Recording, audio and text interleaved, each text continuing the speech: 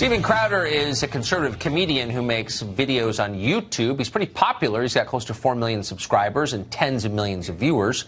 His stuff isn't for everyone, but so, if you don't like his videos, watch Colbert. It's a free country, or it used to be.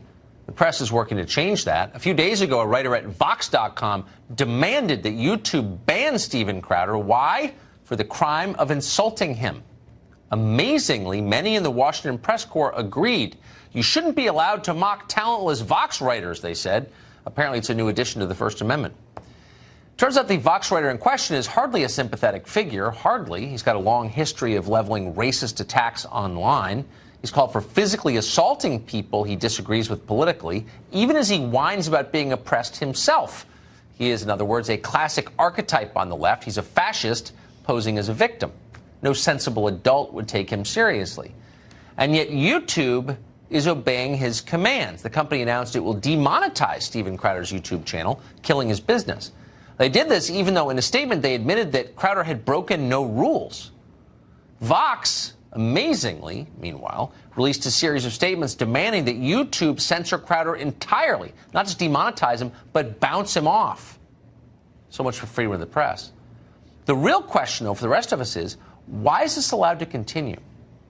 Let's stop pretending. Platforms like Twitter and Facebook and YouTube, these are the modern public square, obviously.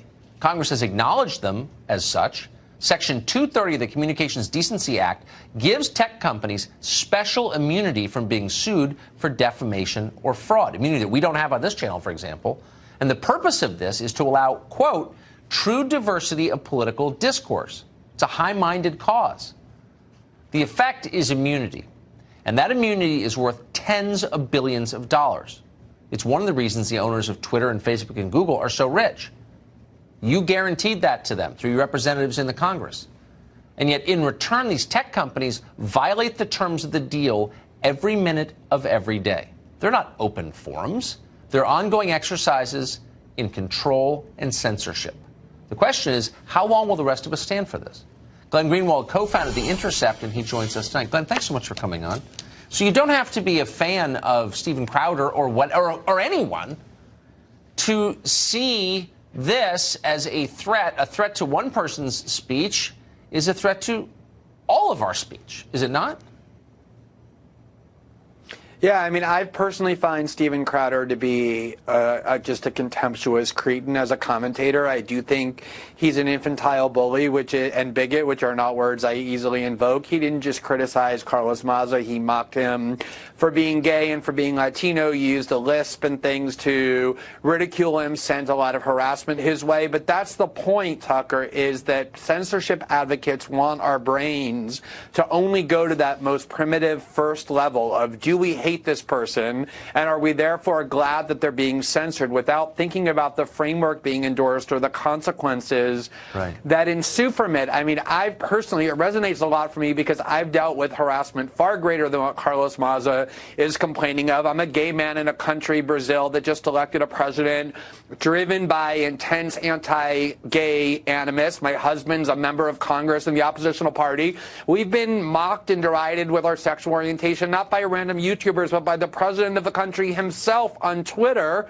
and his family members who are elected members of Congress. And it would never occur to me to run to social media companies to beg for censorship, because in part it's just something that comes with the territory of being a public figure, but more so because I don't want to live in a world where our discourse is policed and determined by benevolent overlords who run Silicon Valley companies, who are always going to cater to the most powerful faction. That's what happened here. YouTube caved in, not in defense of the marginalized person, but in defense of the powerful one, the one who, despite being gay and Latino, works for a major media conglomerate. And that's what they're always going to do, is defend the mob and defend the powerful at the expense of those who are marginalized.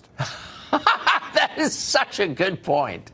They're defending the powerful. Really quick, I just have to ask you, so you don't have immunity. You don't have the immunity that YouTube, for example, enjoys, was granted by Congress. You founded a pretty big and well-known site. If you libel someone, you can be sued. They're immune from that. Why do they retain that immunity? That's a really good question. And the reason is because originally these companies like YouTube, Google, Twitter, Facebook were supposed to be like AT&T, which are just neutral public platforms, right? So if Steven Crowder wants to call someone using AT&T and organize an anti-Vox rally, nobody expects AT&T to stop him because the idea is it's just a platform for people to use. That's what Silicon Valley companies originally were supposed to be, and they got immunity for it. In reality, this power to censor was not one that they wanted. It was one that was foisted upon them, amazingly largely by journalists who were demanding that they remove voices from the internet. Imagine going into journalism and then begging corporations to silence and censor people. That's the real reason they ended up in this position. That is so nicely put. I got to ask you quickly. Federal prosecutors recently revealed an 18-count indictment against WikiLeaks, the founder Julian Assange. He's being charged under the Espionage Act for his role in helping to release leaked government documents. You've been very close to this story from day one. And your point has been that this could criminalize ordinary journalism. What do you mean?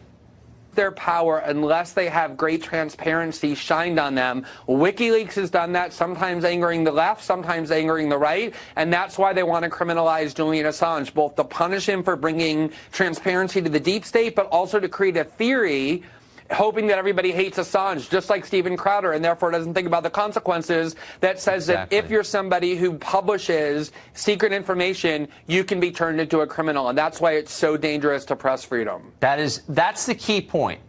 They pick someone, they whip the mob into a frenzy. Here's the person you should hate, and they distract us from the consequences of what they're doing, the consequences to us. And I thank you, Glen Greenwald, for reminding us of those consequences. Appreciate it. Thanks, Tucker.